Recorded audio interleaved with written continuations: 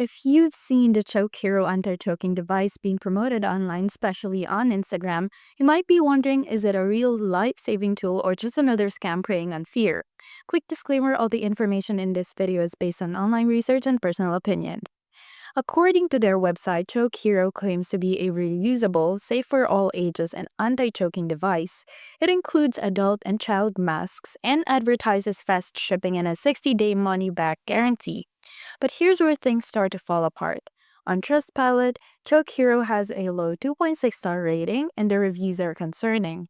One user called the company fraudulent and said it's just a cheap copy of Life Vac.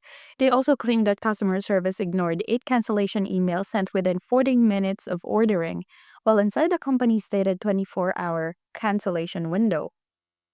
Another reviewer said they ordered in April and still haven't received anything. Some even said the product is counterfeit, with ChokeHero allegedly copying LifeVac stories, videos, materials to appear trustworthy. ChokeHero raises way too many red flags: accusations of being a counterfeit product, ignored cancellations, no PayPal option for buyer protection, and poor customer service. This doesn't look like a trustworthy company, especially when your health is involved.